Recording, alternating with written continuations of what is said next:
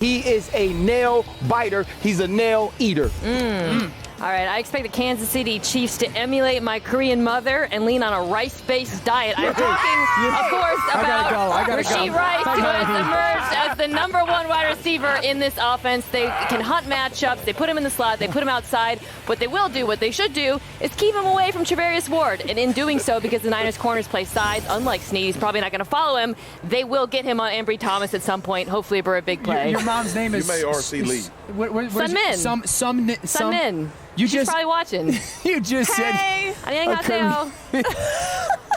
By the way, I didn't have that on my bingo card, and I didn't have the Lorax but we on it did either. have rice cakes and basmati rice last night. Which was the best part of our dinner. We'll see if we can get RC back in here, but he had to walk off after that line. Mina Kimes will stay with McCaffrey. Over under 4.5 receptions for him. How can I not go over after that excellent Dan tape? I wish he'd have went under right after. Yeah, sorry, everything you just said, they won't have a problem we got lucky on that one. They will have a problem with him, but he also gets a lot of targets. He's actually led the team in targets. I anticipate Brock Purdy leaning on him as a safety blanket this game. I think they're going to find ways to hunt the Chiefs linebackers, so I expect him to be heavily involved. 259.5 passing yards is the number for Patrick Mahomes. Over under that for the Chiefs quarterback. I'm going under. In 4 of his last 5 games, he's gone under 260. Patrick Mahomes is perfectly content, slowly matriculating up and down the field. I think that's going to be the formula against San Francisco 49ers. This Chiefs offense is not about explosives. It's about efficiency.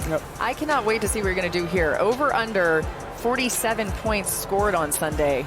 I'm taking the over, actually. Yeah, the more I think about this game and the more I've listened to you geniuses talk about it, I think both offenses actually do have an advantage against both defenses, particularly on the ground. So I think these two coaches, who are also brilliant offensive minds, will find very intelligent ways to game plan for the weaknesses of these defenses. I can't believe we're here. We can really just dive right into our true Super Bowl talk. Mina, give us one thing that you think could help decide the game on Sunday. Yeah, whether or not Kansas City can run the ball the way that we have seen the Lions and Packers do it against San Francisco. It struck me watching RC's great Isaiah Pacheco tape. Their run game is very different from the concepts we saw those other teams run. It's very north-south between the tackles. Whereas in the playoffs thus far, and really throughout the regular season, the San Francisco defensive line has been so vulnerable to those pin-pull runs attacking the outside. So I want to see if Kansas City switches it up at all. I would not be surprised if early on in the game we see some jet sweeps. Maybe you get Hardman involved, McKinnon as well, to try to approximate that. But if they can run the ball, I think, efficiently, and it's certainly plausible, I'm interested in seeing what that looks like. We've talked this week about Brock Purdy. We've talked about this offense. Y'all, this is still football.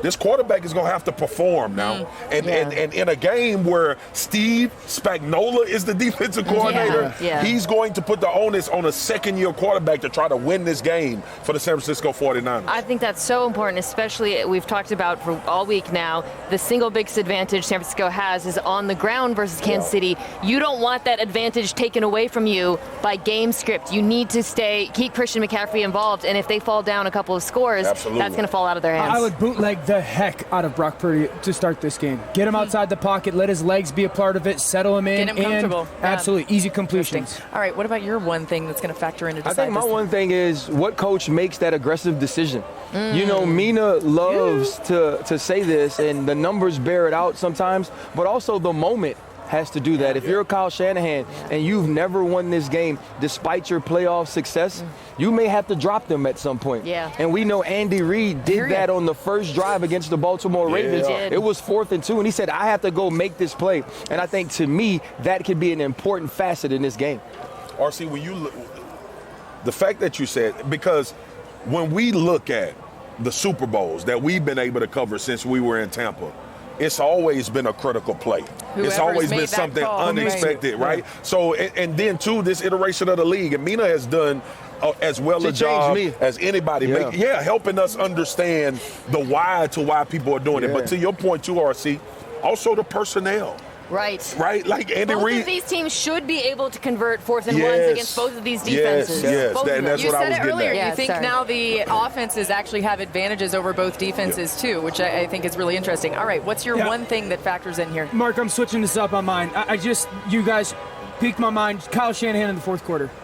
His teams that have gone to the Super Bowl have been outscored 36-0 after the third quarter. Wow. You go back to the Atlanta game, you go back to the 2019 Super Bowl, and always the takeaway is like, how did those teams lose those games? Yeah. You just said what coach makes the aggressive decision.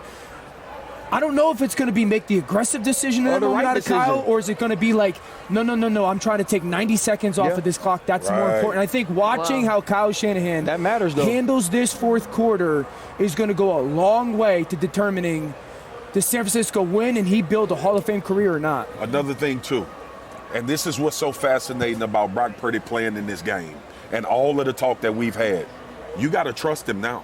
And does he? If you call him, You think he does? Kyle Shanahan. I think I think Kyle will not blink trusting Brock Purdy. That's what I wanted to hear from you, because like you get here and it's nice to say we're going to try to convert these 4th and 3s and we're going to put you in situations that other guy on the sideline has to have some influence on that decision making and this ultimate trust in your quarterback. Purdy's mobility is going to be so massive in those moments. It is what's different about him as a quarterback. Same thing on the other side of the football. Both of these quarterbacks will make important runs, scrambles in key moments. Final word. Yeah, I just think for me, it's that excitement, though.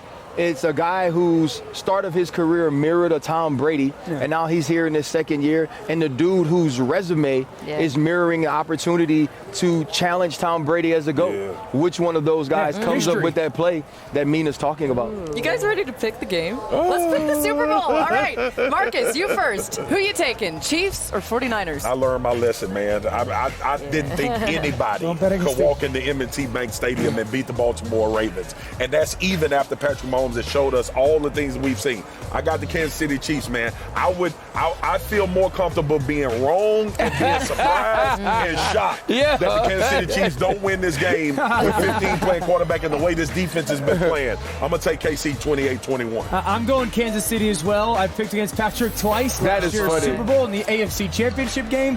I think their offense is so focused right now on exactly how to attack defenses. If Kansas City, hear me out, if they play a clean game, which they have in these playoffs, that's what they didn't do in the regular season, clean game with turnovers and penalties, I think they control this game from start to finish. We're in the danger zone because I also have Kansas City. Oh, boy. I'm going to not mention Mahomes. We haven't talked about Andy Reid, and I just want to stress, Andy Reid with 2 weeks to game plan. We saw it in the Super Bowl last year. He is such a brilliant individual game planner. Yes. I think he's going to come with an excellent game plan on RC, offense. come on. Well, I'm going Kansas City. Oh, no. But I would take my little 20 seconds to say this. If this is our last time as a group working together, I think you guys are the best in the world. Laura, you're the best at running a show. Dan, you've challenged me to watch more film and be better. Mina, you've challenged me every single day to be smarter. And Marcus, you've taught me that football is still a game, and as long as we entertain and make it fun, people will watch it. I love you guys with all my heart. Let's keep RC here. That's what I'm going to say, so I don't cry. All right, guys, I'm going to save the day here because I'm going with the 49ers. And it's specifically based around Christian McCaffrey. And let me tell you this, Dan talked about it earlier. He is running routes. He's so valuable, but he does it out of the backfield instead of just in the slot. I think McCaffrey is the ultimate difference maker in this game. I love the Chiefs, you guys, but listen. You love us more. I do love you guys more. Yeah.